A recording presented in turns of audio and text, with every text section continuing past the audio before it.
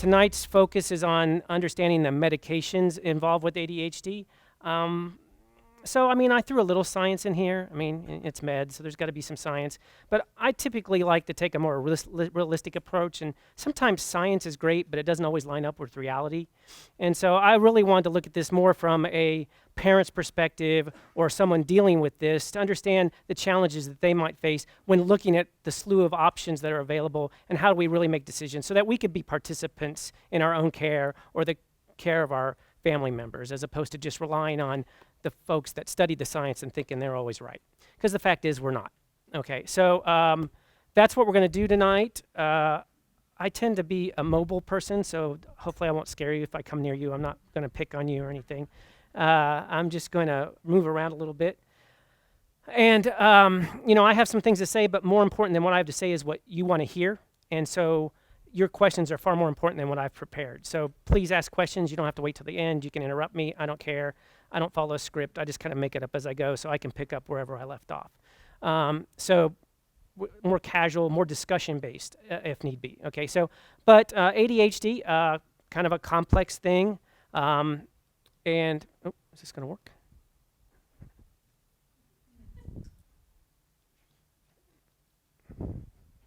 I'll just be running back here. Did I turn it off? Anyway, okay. So, but it's becoming more uncommon. And when you talk about chronic illnesses, it's actually one of the more common because the fact is kids don't get a lot of chronic illnesses. And so while it's about 9%, the current average, to some of us, it may seem like a lot more than that. But that's all it really lines up for. And really the big thing here is about how it impacts our lives, our activities of daily living, the things we have to deal with. And the thing about ADHD is the whole point is that it does affect those. It affects home and school and life. And primarily those that are familiar with it recognize it's about attention, hyperactivity, some compulsion, and impulsivity control. So with that in mind, we want to kind of look at a little background. I'm not going to spend a lot of time on background. I'm going to focus on the treatment, but just reminding you of what that is. Now, a long time ago, we didn't call it ADHD. We called something ADD. That was like the first, oh my gosh, attention deficit, what's this? And we've gone through some changes. We've learned more. We've expanded. And so now we call all these three basic subcategories ADHD.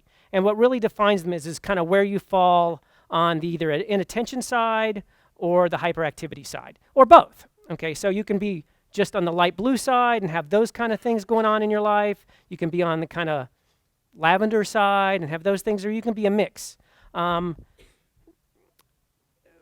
treatments really kind of work, most of the treatments work across both fields, but there are some treatments that only work on one side or the other, so it's kind of important to recognize maybe where you fall, which is why they've really done a lot of work over the years on how we diagnose and kind of the criteria that we use. I keep wanting to click that, but it's not going to work. Okay.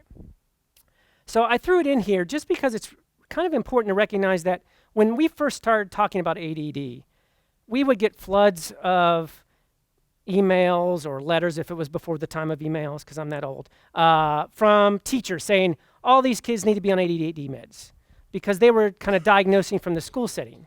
But they said, not every kid has ADHD. Fidgeting. Some of you might be fidgeting now because I'm boring. I don't know. So, just because someone fidgets or didn't pay attention in class doesn't necessarily mean they have ADHD. And the problem is when you start saying everybody has it, it really waters down for the people that truly have a problem being able to focus on them. So it wasn't that we were trying to reduce the number of people that we thought had it. It's we want to focus on the ones that truly have a problem that impacts their lives so that we can make their lives better. And so they kind of came up with these very specific criteria. And so there's some key things there. Everybody tends to focus on number one is you have symptoms in one of those columns. Oh, he doesn't pay attention at school. Oh, she never listens to me at home. Whatever it is. The symptoms. You have to have a lot of symptoms, and you have to have them for a while. Okay, over 6 months. So it didn't just happen one time. Okay. But we tend to not think about as much as some of the other things. So first of all, it has to be in multiple settings. It could just be at school because someone hates school, but they're fine at home. That's not ADHD. That's a kid being a kid, right? So it's about defining where does a kid being a kid stop being a kid and being an actual something we want to help with. So probably the biggest things to talk about are the last three. The symptoms really need to occur before the age of 12. Doesn't mean you had to start treatment then, but you had to recognize these things. Are we on fire or something? Okay. You know those kids that were just here? Hopefully they're all right. Okay, so under 12. Why is that? Well, we're going to talk a little bit because if you don't start seeing these symptoms till over 12, it could be ADHD or it could be being an adolescent, okay? And we're going to talk about how, while we all joke about adolescence being a problem time period, there are actual chemical things going on that are very similar to ADHD that happen during adolescence. So if you don't see the symptoms before, it's really hard to distinguish the difference between puberty and ADHD. Also, those last two, just having some problems, if it doesn't really impact your life, is it really a problem? And so, once again, it needs to interfere with normal life, okay? And we got to rule out other problems that could be existing. So that's kind of where the diagnostic criteria come in. But from there, the most important thing is what's really going on, because this is going to talk about why we do what we do with a treatment point of view. So here's some sciencey stuff, but I'm not going to go real in depth into it. The big thing I want to talk about is what's the real problem here, okay? The front part of our brain, okay, it's norepinephrine and dopamine. Now, norepinephrine, in the old days, we called that adrenaline. We had to change all these science names now. We can't just call things like they used to be. So adrenaline. So if I'm walking around and a bear jumps out in front of me, I'm going to have a lot of adrenaline. Did you have some adrenaline? Okay. If I have a lot of adrenaline, I sure as heck going to be focused on getting away from that bear, right? So norepinephrine helps us focus. So what happens in ADHD is the amount of norepinephrine around to help the brain function isn't around enough. So it's a low level of norepinephrine or a low level of adrenaline around in our brain to help us focus, okay? Dopamine. Dopamine is a chemical in our body that rewards us. It's what tells us we did a good job, okay? So it's about positive reinforcement in our body. Dopamine's also the thing that makes us really happy, like when I eat a piece of chocolate. Or maybe someone sees someone who they find attractive. Or maybe someone had some alcohol or some other illicit thing. Dopamine is what makes us feel good and make us want to keep doing things. Now, in normal levels, it's the things that make us function properly in society, like good manners or being nice to someone, okay? But when dopamine levels rise too high, that's why we see dopamine associated with addiction things, okay? So, and that's important to keep in mind because what we're going to talk about is actually trying to increase both norepinephrine, adrenaline, and dopamine to make it more available in the brain so that if you have a deficit, you're back to normal and you can focus normally and follow the rules normally and not fidget normally and all the things that we associate with ADHD. Okay, and so that's really what it is. It's about these reduced levels of two chemicals that are really normal functions of our body. Okay. So the first step is, what do we do about it? Let's start with the non-prescription drugs, so non-pharmacologic, behavioral therapy. I don't think there's a psychological or cognitive disorder that if you read the treatment doesn't say there should be some form of behavioral therapy or counseling, okay? Now, so that is true here. And definitely in our children under 6, we don't want to use the drugs, okay? We want to try behavioral therapy first. Behavioral therapy for ADHD is a little different than maybe some other things. Like in depression, it's more counseling-driven, self-awareness-driven. ADHD, it's more about establishing the proper way to do things, proper reward centers. So it might be about positive reinforcement for doing things and negative reinforcement for bad, so that you can start to train your brain back the way it was when it has this lower level of adrenaline and dopamine. But that's where we want to start, is behavioral therapy. Now, older folks, once they're over 6, you probably are going to be on meds. It's pretty hard to treat this just with behavioral therapy over 6, but you should still look into behavioral therapy. Okay, now the reality sidebar. The fact is most people don't do this part of it. They take the drugs work, they go about their business. Is that a big deal? Yes and no. Unlike some of the other disorders that require behavioral therapy, it helps the medicine, but it isn't as overwhelmingly helpful as it is maybe in depression or some of the or compulsive disorders or things like that, some of the other disorders that we deal with. So it's probably not a huge thing to not always do behavioral therapy, but it is recommended. And the people that do it find greater success, often at lower doses or different drugs.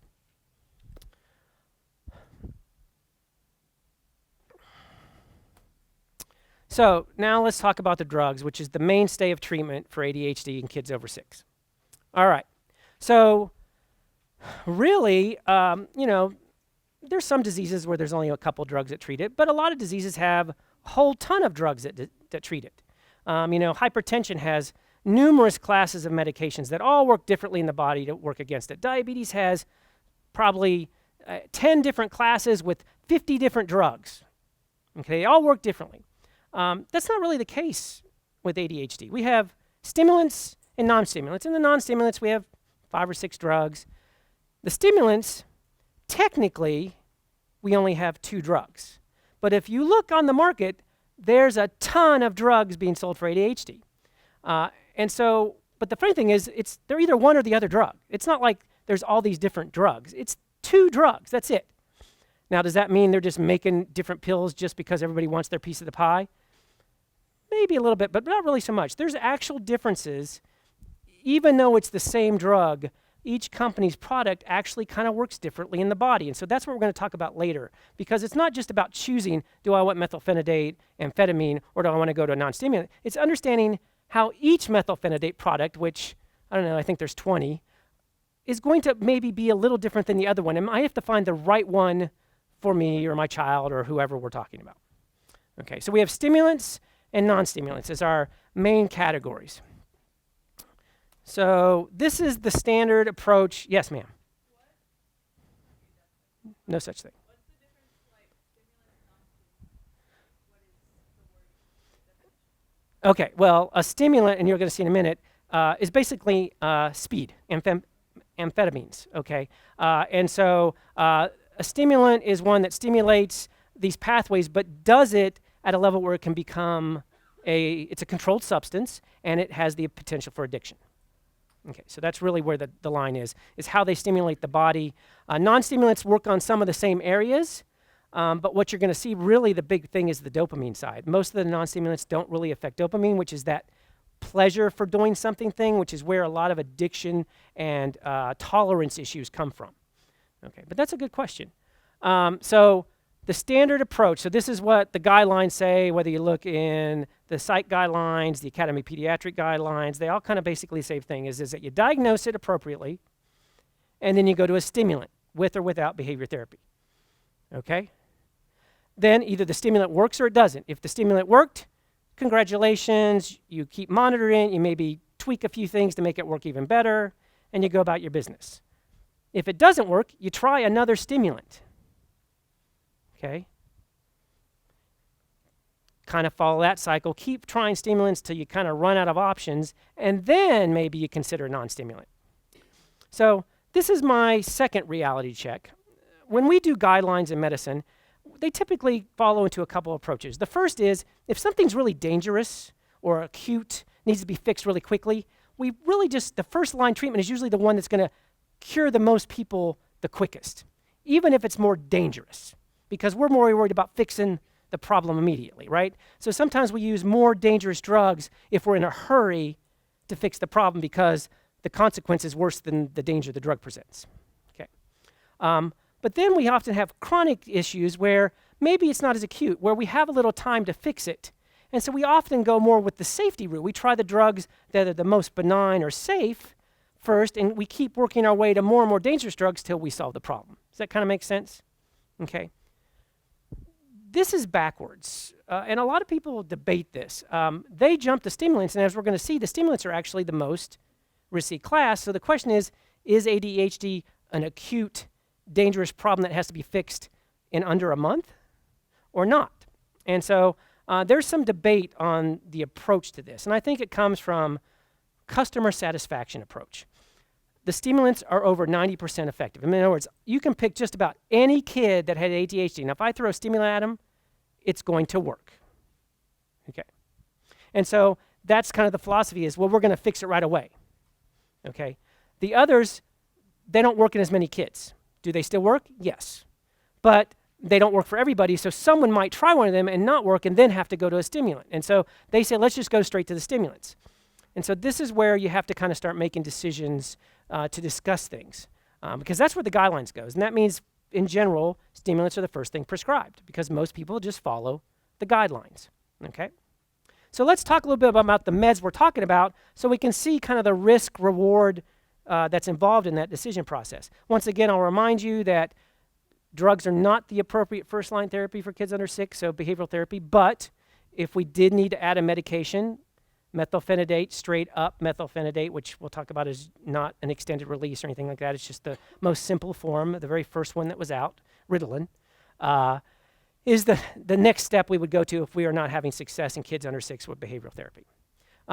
Now, those of us who prescribe have to be cautious because kids don't metabolize these drugs the same as older kids and adults. So we have to start at much lower doses. So if you have a child under 6, be aware that we need to use much smaller doses starting out than we would on older kids. Kind of makes sense, smaller kids, smaller doses, but more than just size would allow for. It's because they don't metabolize that drug, so it stays in their blood a lot longer, which means it ends up being more effective. You get more bang for your buck, so to speak, in kids under 6.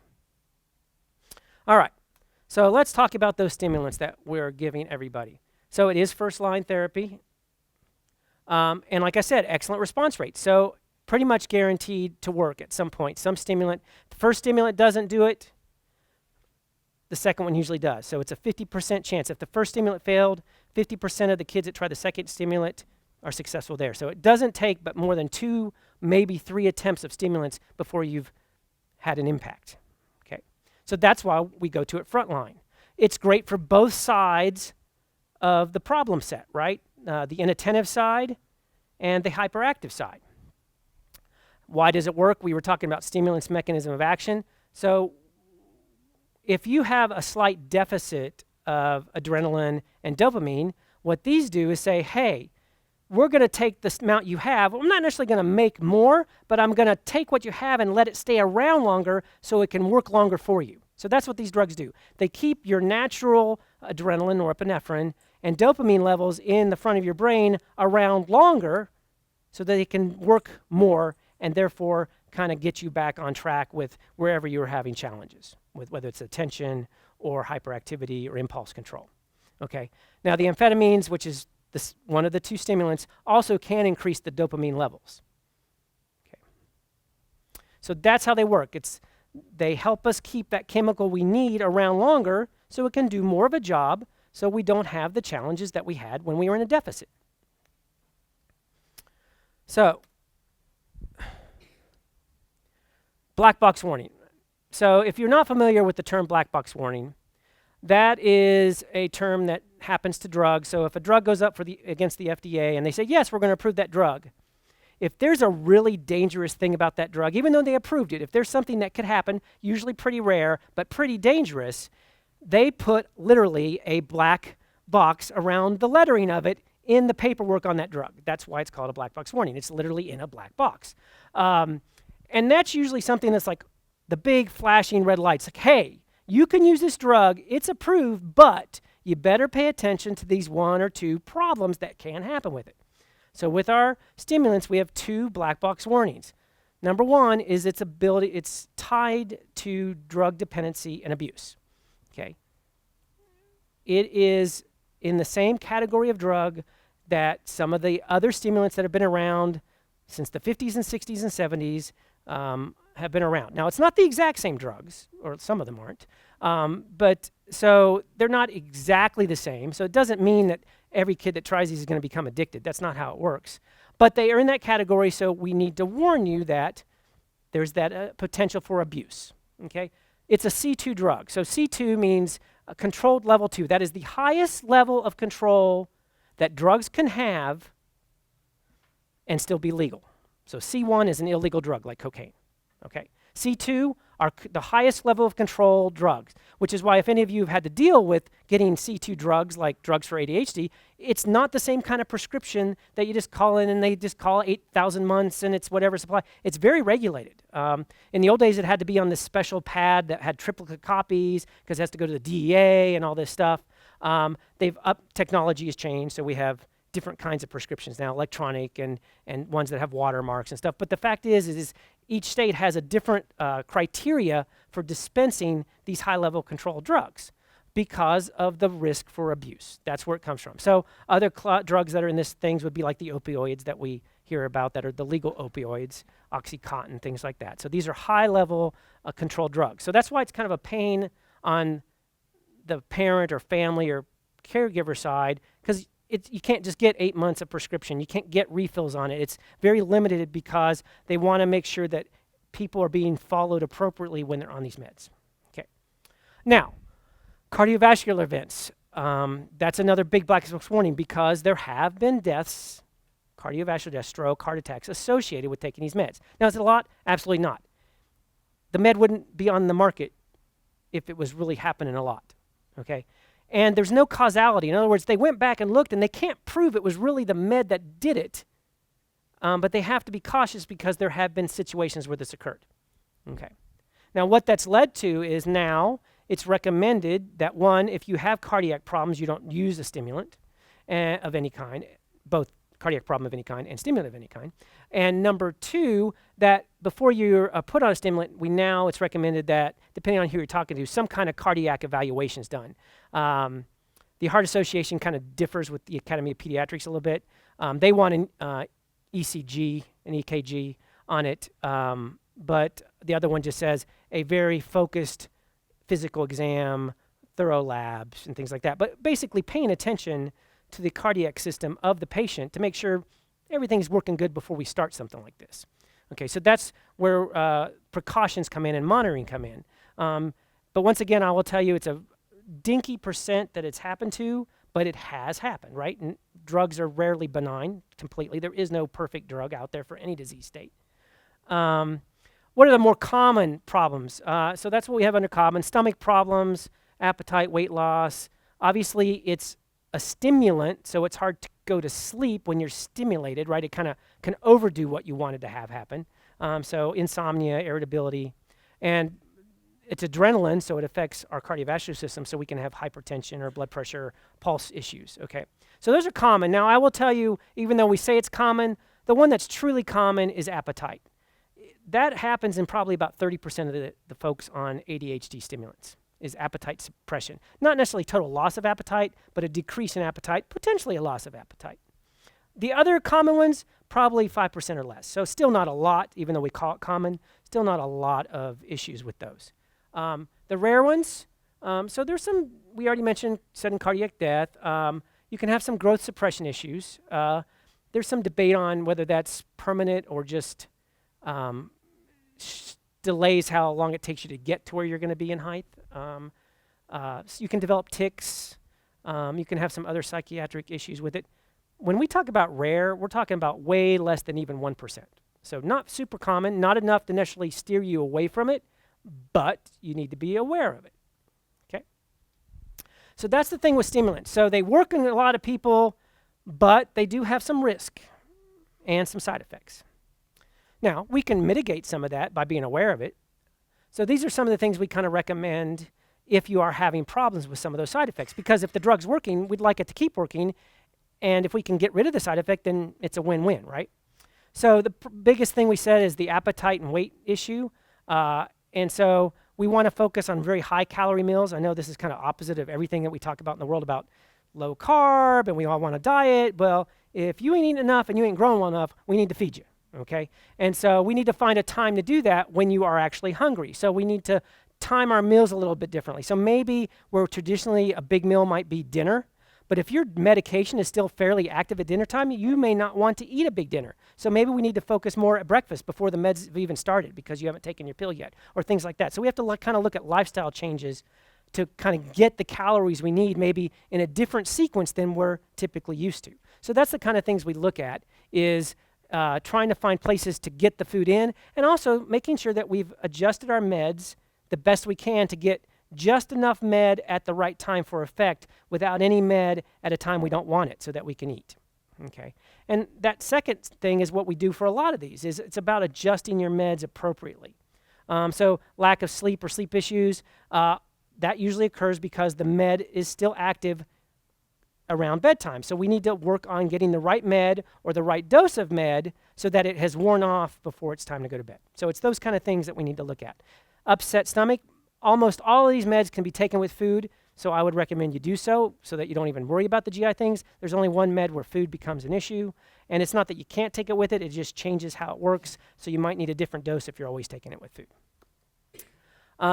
Headache.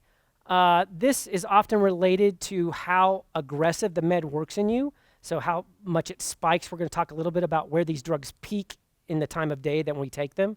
And so we might just be on a little too much med or have too strong of a peak of a certain med at a time that it causes a headache. So we might need to either reduce dose or change to a different type of med. Same stimulant perhaps, same class of med, but one that doesn't peak at the same time or so strongly. And I'll talk about that in a little bit. And then kind of the same thing for these others is really about reducing the dose or moving off a stimulant if you start to have some of these more odd of the side effects like the tics or the jitterness. Those are, that becomes so bad that it's beyond just normal heart palpitations or something like that, that we might need to look at some other things. Once again, it's tied to how strong the med is working at certain times of the day. All right. So those are some things we can do. And so the most important thing is to realize things are not always insurmountable. So it's always about having an open dialogue of what the real challenges are and what the solutions are. And if you're informed, you realize that there are solutions to some of those things. Now, we need to talk about the non-stimulants that are out there. And like I said, what's really interesting is these are way down on the thing, but yet these don't have as big a side effect profile, and they do work in a lot of kids. So a lot of folks feel like they kind of did it backwards, that maybe you should start with one of the ones that are a little more benign, and if it doesn't work, fine, you go to the stimulant. But if it did work, hey, you fixed it and you didn't do a stimulant. But that's personal choice, and it kind of depends on your situation. So the non-stimulants, probably the biggest one that we have out there is Strattera. And so it too works on norepinephrine, adrenaline. It kind of does it more selectively. So that's why it doesn't have as many side effects, and it doesn't affect the dopamine side, which is why it is not a controlled drug. It still has a pretty good response rate if you look down there. Some of the articles are 60 to 80%. Earlier days, it was 25 to 50%. It's kind of hard to say because since most people are on stimulants, it's hard to know how well Strattera works because not that many people actually tried it.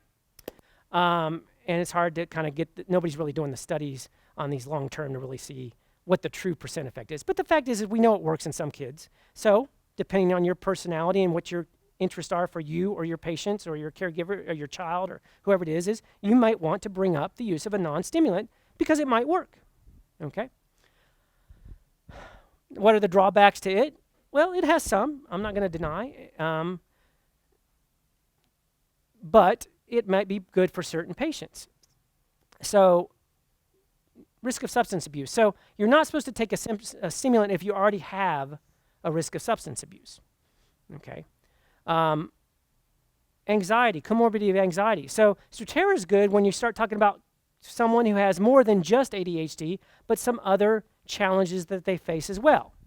And why that's important is that over 60% of kids who have ADHD actually have another problem, another cognitive or psychological problem. And this is something often overlooked. Okay? So over 60%, and this is real recent stuff. So over 60% of kids have something else going on in addition to their ADHD. So a lot of those are the behavioral or conduct problems. And when we say behavioral conduct, that could be like obsessive compulsive disorder. It could be defiance disorder. It could be, there's another one I'm missing off the top of my head. But so these are more of kind of that right side of our lavender list of problems, that hyperactivity problem side. You might have some things that kind of overlap with that or from another disease state. Anxiety. A third of kids with ADHD have anxiety. Stimulants are not a great choice for kids with anxiety, but Strattera is. It actually helps with both. So this is why it's important to recognize there are other options and really understanding what you're dealing with in kids so that you can find the best approach to help them. And you can see there's other ones. Depression's another big one. And we're going to talk a little bit about some of the meds that can help with depression as well as ADHD. So sometimes there's a reason to move off stimulants, especially if you're dealing with one of these other challenges, which a lot of kids do. So back to Strattera. It also has a black box warning, and that's not a really cool one, suicidal ideation. So I will tell you about this. Once again, a very small number. The actual number in the study, out of 2,000 people, 5 kids mentioned during the first month of treatment that they thought about suicide. Nobody acted on it. Nobody even attempted to act on it, but they have to report that. And it's a valid concern, right? Now, remember, Strattera is also used in kids that have ADHD and depression. So you have to kind of look at the study and say, those kids might have also had depression, so was it the drug or the depression? And it was only in the first month of treatment. After that, they never had any instances of that coming up. But it is something to be aware of, which is why it's a black box warning. Adverse events, pretty much the same as the stimulants for the common ones, because they're both working on norepinephrine. So you get maybe some appetite, not usually as strong. The funny thing is, it doesn't make you as susceptible to having insomnia. It actually can cause some sedation later in the day, so that might actually be a good thing. Now, if it's early in the day, not a good thing. We don't want to sleep through school, right? That was part of the problem to begin with. Okay, so it kind of depends. So it has a very similar profile, but with less incidence, so more mild from a side effect profile than the stimulants. And it can also, there are some severe rare ones. Doesn't have as many, shares that cardiac death because it's working on norepinephrine, adrenaline. That's where that comes from. It gets processed by our liver, so you might have some issues if you have a hepatic failure problem. So that's the thing to be aware of, is it can have a small impact on the liver, and plus, if the liver is damaged, it can have an impact on how the drug works in the body. So they kind of work hand in hand. We have some general stuff on this. Similar to stimulants, you can take it once, maybe twice a day. One thing, I don't really care about the titration stuff. Obviously, we're going to work the dose up. It takes a little longer to get to effect. So if you're impatient, this isn't really going to work. You have to take it for well over a month to really see the benefit, where stimulants, you usually start seeing the benefit pretty quickly, some benefit within the first week, full benefit, of course, within a month, but you get benefit a lot quicker. There are certain patients that metabolize drugs differently, and so this would be a concern if you're one of those people. And that would just mean we'd have to alter how we do the dose and stuff if that was the case. But just be aware that certain people do metabolize this drug differently. And it does interact with antidepressants of the SSRI variety. So if someone's already on antidepressants, we would need to be cautious about having them on both. There's some other meds that are non-stimulants, alpha-2s. So that's a fancy name for some of the old blood pressure meds. Okay. So these are meds that we originally invented for blood pressure, and they didn't do a very good job with blood pressure. But hey, it turns out they do a decent job with this. And so some of them have been revitalized, at least from their drug company's perspective, of people purchasing these now because they hadn't been purchased in 20 years until we realized, hey, maybe we should use them for this other disease state. They once again work on norepinephrine. They pretty much only focus, we don't see as much of affecting both types of problems. They tend to focus more on the hyperactive, impulsive side. And that may be related to the way they work with blood pressure. You know, blood pressure meds lower blood pressure, in a sense, have this, I don't want to say calming effect, but kind of down-regulate us a little bit. And so maybe that's why it's that hyperactive side that we see more impact on with these meds. The nice thing about these meds is they're fairly cheap, and they've been around a long while, so we know a lot about them.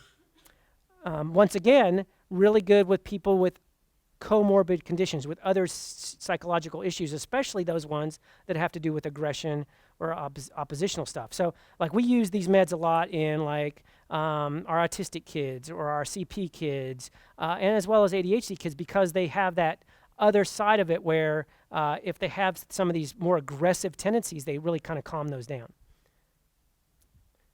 A lot of times they're used late in the day too for sleep as a counteractive to some other meds. So the two that are the most common are Guanfacine and clonidine. Guanfacine didn't do squat for hypertension, but it is killing it for ADHD. It is 6 times or greater more selective for the places that we're talking about in the brain than clonidine. So it's actually a really good drug. Now, is it as high a success rate as our stimulants? No. 90%? No. Probably not even 50%. But it's a fairly easy drug to the body. It's a fairly straightforward drug. And so if it works, great. And so a lot of times people will start with one of these because they're probably the most benign of the categories and work their way up as opposed to the other way around. It really depends on the situation. how aggressive do we need to be today to fix this problem? And that's going to help you decide. Do we go the standard route of stimulants first because we really need to get this fixed? Or do we want, is it maybe more mild and we've been dealing with it and we're doing behavior, so if we just start some meds and we want to ease our way up, maybe you start the other end of the spectrum. So that's where our discussions with our providers really come in, and we want to have that voice and share our opinions on which way we want to go.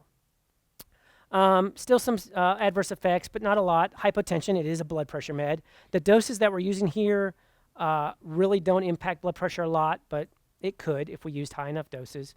And a couple severe or / rare ones, and syncope kind of ties to that same thing. Convulsions are there. You don't see that a lot, but it could happen. Once again, it takes a little while to get up there, and if someone's on hypertension meds, we need to be cognizant of that. Also, if you're on this med, you wouldn't want to just stop it because your body kind of got used to it, and so your blood pressure might go up. These are the meds I was talking about. 2 meds. They come in standard release and extended release. So that's why there's 4 up there. Each one has an extended version, and each one has a fast release. If you take the fast release, you usually have to take it more than 1 time a day. If you take the extended, usually once a day works. That's pretty much what's going on with that. There's still some other ones out there. Now, we don't see these used a lot, but they could be used.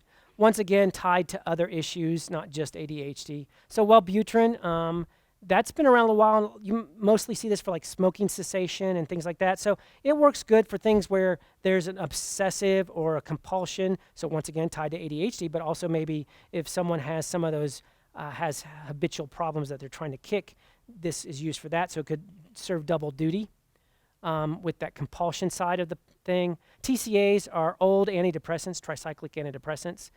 We don't really use those for depression anymore because of some of the side effects and interactions they have, but some folks have used them in ADHD. Pretty small number there, not a lot of data to support it, but it's out there. And once again, if someone has one of these other conditions, you can kind of get a twofer in the sense that you get 2 treatments with 1 medication. All right, so let's go back to stimulants because that's where almost everything's at. And we talked about how there's only 2 meds, but yet there's a whole bunch of drugs available in those 2 meds. So why is that? And so it's about how we choose the stimulant we want. Everybody good? Any questions or anything? We're cruising along. Everybody good? Okay. All right. So the first thing we want to understand is obviously all these meds, even though they're just methylphenidate or amphetamine, their formulations are different so that, number one, when they kick in changes, so you can have fast or slow. So I take the drug and it starts working pretty quick, or I take the drug and I really don't notice it for a couple hours. Okay, so that's onset. Okay, and then how long they last. Okay, the first med out, Ritalin, straight methylphenidate, it lasted about 3 to 5 hours, 4 to 6 hours, somewhere in that range. So you took 1 pill at breakfast, it got you through lunch. Is my life done after lunch? Not unless I eat a really big one. So no. So what about the afternoon classes? What about studying? So you have to take a second pill to get the second part of the day, and maybe a third if you're going kind of late into the evening. So that's the immediate release. So these short duration ones, usually you have to take more than 1 time a day unless you only have a time period where you need to be focused that's really small. That doesn't really happen, okay? But that's where we started. And then we invented some intermediate ones, which last a little bit longer, so 6 to 8. So you can see they probably get you through school. And then we have even longer ones that last even longer. So right now we've said we have onset differences and duration differences. So if they were all had every option, that would be 6 meds, but there's more than 6 meds. So what makes them all different? It's how they get to those intermediates and long, and it's not smooth. A lot of drugs, we take the pill, it works all day about the same. That's not how these work. And so this is probably the most neglected part of treatment, both on family side and provider side, that we really don't think about this enough, and that is how they are different med to med in the response we want, okay? So these are our short actings, and I'm not going to spend a lot of time reading them, but you can see there's our first one, Ritalin. These are all the immediate release. They come in a lot of different strengths. Usually have to take them multiple times a day. After the methylphenidates were out, they started making the amphetamines. Now, amphetamines took a little longer because amphetamines have been around for a while, but people really associated them with more of the drug abuse side of things, and so it took a little longer to get them as a medication approved. And so these are amphetamines, so Adderall being one of the first that came out on the amphetamine side. Okay, so those are our two classes or two categories of stimulants. And you can see even here, we've just shown you, 8 different meds. Now, I'll be honest, the difference in the immediate release of both is not that significant. It is kind of like Me Too drugs. They're all about the same. The amphetamines tend to last a little bit longer than the methylphenidate category. But still multiple times a day if you're doing it. So if we look at that from a practical point of view, if I have challenges in the day that I need more adrenaline and more dopamine to help me either focus more or be in more control or whatever it is, and I take that pill, where am I going to get my bang for my buck at? So it doesn't happen instantaneously. It's got to build up in my system, then I have effect, and then it's going to go away. And so then I either have to be done or take another one, right? So how does that look when we talk about, and I just kind of drew these real quick because I think this is kind of the crux of it all. So I take the med down at the bottom left, and it rises, right? So in the fast ones, it starts in 5 or 10 minutes. I might still feel some effect. When it hits the top of its little peak, kind of right below my time arrow, that's the maximum of that first dose. That's the maximum effect. Really, for most of these meds, you're going to get effect where you notice it, that it helps you probably around here. Okay? Okay. So it'll build up and you can feel it, but it really isn't impactful here. Now, this is all impactful. So this is mild impactful. This is very impactful. Might be too impactful. We talked about some of those problems that can happen if you have too much. Maybe that's where your heart starts to race. Okay? Or things like that. So we want to make sure that we pick something that isn't going to get too strong when we don't want it to be. And then it comes down.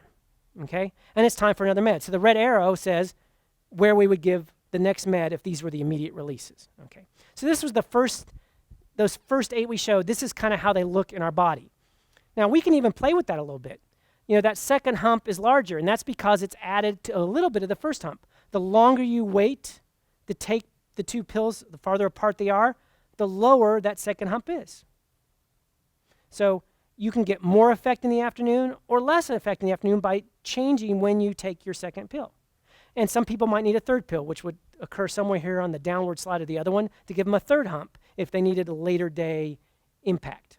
Okay, so that's what we start with, and how these meds work if we took them individually in multiple times a day. But then they came up with the intermediates, or what we would call some of the extended release, slow release. They all throw their little names on them. So you can see we have Ritalin SR, which is the slow release, but we also have Ritalin long-acting. So we have Ritalin, Ritalin SR, and Ritalin LA. They're all the same drug, but how they're put together changes how they get into the body. So SR is slow or sustained release. And you can see it actually takes a little while to get going. Okay? It's not much different than the immediate release. It just takes longer to get going and kind of hovers around longer. So think of it as more of a wider, bigger peak. That's what it does. So it can, instead of going 4 to 6 hours, it might stretch to 8 hours, and that peak might be stretched wider a little bit. Okay? But when you look at Ritalin LA, it's not the same. It's long-acting. What they've done is combine the two together. They took the immediate release and the slow release and shoved them into one capsule so you get some fast and some slow. So it gives you a different response in your body. And that's what a lot of these are. So you can see some are just extended, meaning they dissolve more slowly, and others are a combination of fast and slow to give you a different internal effect. And what that looks like is, if we remember our first picture, the very next sequence would be what might happen with that one that has either a combination of, say, 50-50, or maybe it's, one of the others. So you don't have 2 pills here. This is one pill doing the same thing, but yet it still kind of looks like the 2-pill thing because you took one pill that was actually like a fast one and a delayed one. Okay, and so you get a different effect. One big thing here is notice it doesn't drop as low in the middle. So you don't have a period of time where you don't have drug working it stays high longer, which means you're under the effect of the medication longer. That could be a good thing if that gap was in a time period where you really needed to focus. It could be a bad thing if that gap is over your lunch and you took the gap away and now you don't want to eat your lunch. So, I mean, you have to kind of look what's important for you. And that's why I say we have to kind of match each drug to each kid. It isn't one is never going to be better than another for everybody. You take it a step further, here's what another one looks like. So a couple of those meds, they look like this in our blood. So it's like two very distinct peaks with another big flat. Once again, different for different people. So you have to kind of know where you need the peaks in your life and where you want the valleys of effect. Here's a nice one, just a blob, right? That's just like big effect everywhere, okay? So you have to be aware. Do I want big effect everywhere? Do I want that break? Do I want a dip somewhere? Where do I want the dip? And that's why I said a lot of times people don't realize that this is what makes all those drugs different. And this is why if you try a med and you get some effect but it isn't making you happy, you want to try a different one because they're going to work differently in your body. They're going to peak differently. They're going to have valleys differently. And you got to find the one that matches your own needs. The long-actings are the newest ones that they came out. So these are a little bit later in the process. And they worked really hard. Now, some of these kind of use that same technique of mixing and matching fast and slow, but some came out with novel delivery. So some of them, they just reinvented the whole packaging system so that it kind of more is a time-released mechanism. It kind of oozes out at a controlled rate. And then we also have some patches on here and some suspensions. So if you can't take pills or something, there's some liquids. So they've kind of changed how they've done some things for these longer actings to try to get a much broader coverage into that evening time period, since we know people sometimes need to focus longer than just 6 or 7 hours. Amphetamines, kind of the same thing. When you look at that, some of them have 3 formulations all inside a capsule, so that they kind of, it's almost like taking 3 pills in one, so you get this long effect. We have oral dissolving tablets, so they've really worked a lot to try to find what's going to be good for the patient. So these long-actings, a lot of them look kind of like this. So very different than those ones with the peaks, right? It takes a while to kick in, a slow climb, so maybe better for folks that have more impact later in the day than in the early part of the day. Here's another one where some of them look like this. So very similar, but kind of that different patterns of effect. And so peaks are really strong, valleys are really low, flats are kind of in the middle. Where do you need your drug? So that's kind of the direction that things are heading. And so that helps you make decisions. So being aware that these drugs are really different brand to brand to brand means you should, if you really go in the stimulant route, you might need to try 2 or 3 before you're totally satisfied. And you kind of have to look at your lifestyle and say, where are we having the problems? Are we having problems late in the day, early in the day? Is it problems with the side effects? What can I do to find a med that works for me? So don't just take the first med and say, I get some effect, it isn't perfect, I'll live with it. There's no reason to. There's a lot of options that you can tailor this around your needs. The last slide is really just remembering that we do need to follow these things. So the other thing is that we encourage drug holidays. This helps to go, drug holidays have been shown to decrease the occurrence of abuse and addiction related to these meds. And kids are different than adults. Just because someone has ADHD as a child doesn't mean they're going to have it as an adult. Adolescence, we talked about that earlier. We talked about the part of the brain that this is happening. That's the same part of the brain that gets chewed up and spit out by all the sex hormones from adolescence. And so what we find in adolescence is puberty does the same thing that ADHD does, which is why our adolescents sometimes don't listen to us, don't make good decisions, don't control their impulses, follow their emotion in their heart more than their brain. And that's because they essentially have temporary ADHD from puberty.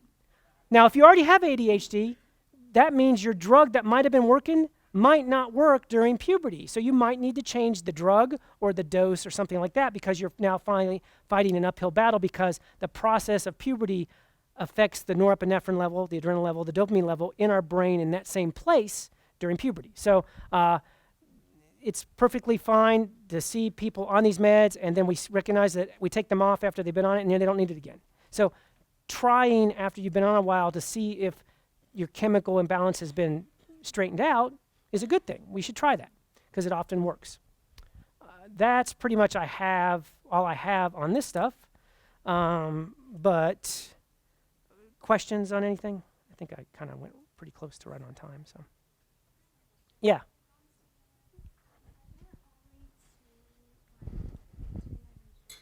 Are there non-stimulants? So Strattera is a non-stimulant.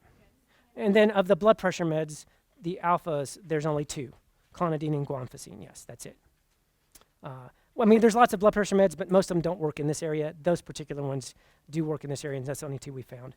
So really, I would say, if you're looking at non-stimulants, the only three that you really see a lot are the clonidine, guanfacine, and Strattera. The others are so kind of small and unique for unique situations, we really don't see those.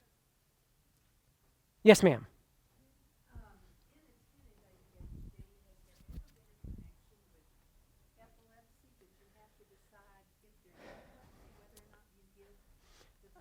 You mean like for the convulsion side effect? Is that what you're talking about? So if you get the convulsion side effect, there is a difference when you do your not your scan, your EEG between the two. So you can tell a seizure different than just a convulsion based on this. And so I don't know of any other connection between the two.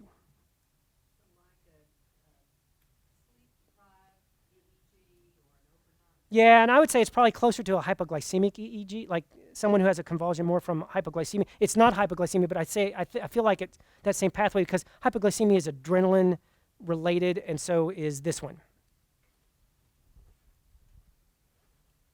You had a question.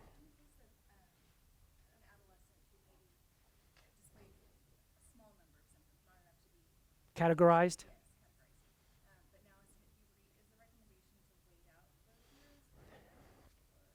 Oh, now that's getting out of my. I mean, I think that's really a judgment call, and I think it really has to do with that thorough history taking of really looking at what those symptoms were and how strong were they. These meds haven't really been shown. Like we don't just give them to adolescents just for adolescents. Although we could try, I guess. I don't know. Maybe I should do that. Maybe I should study that. The cure for adolescents. So I mean, I think that's kind of a pickle situation where it's hard to say if they didn't meet the criteria before. Their symptoms may look worse now because of the adolescent side, but is it really ADHD? And I would say the big thing there would be more going the behavioral route to really see if those kind of things can impact, because behavioral stuff can also help with adolescent challenges as well. And so maybe because it was mild, you go the behavioral route to see if you have impact. And sometimes that can clear up whether it really is a problem or not. I don't know if that answered it or not, but. Yes, ma'am. Uh-huh.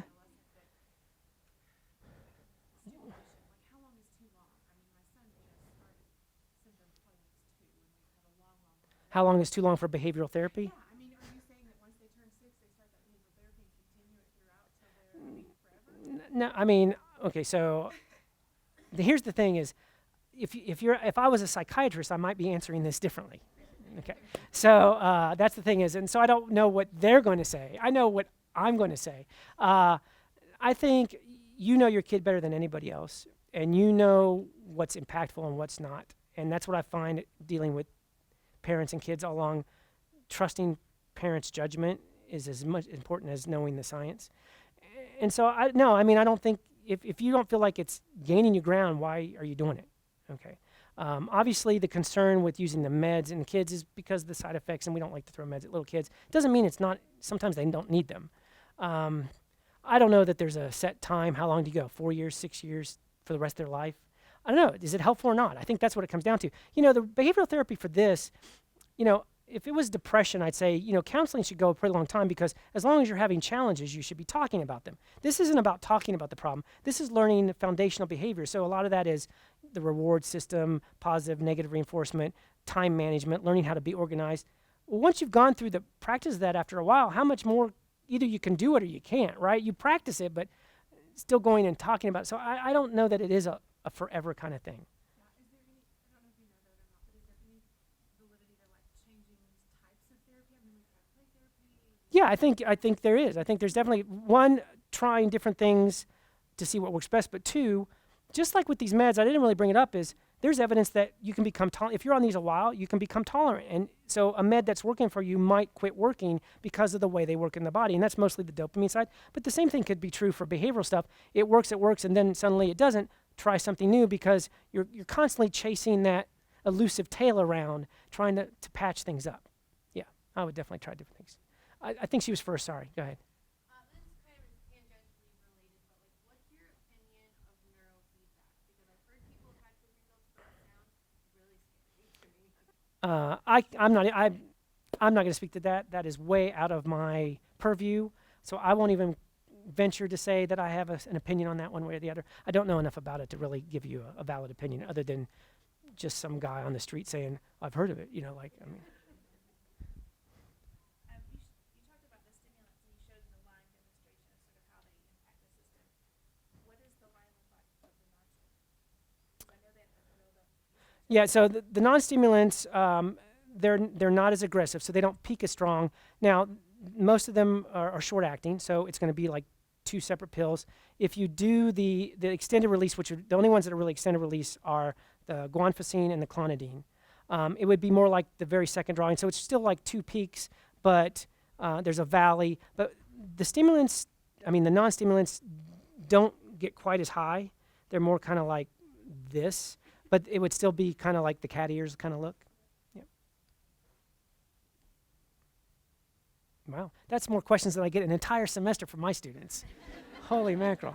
They just sit there and stare at me.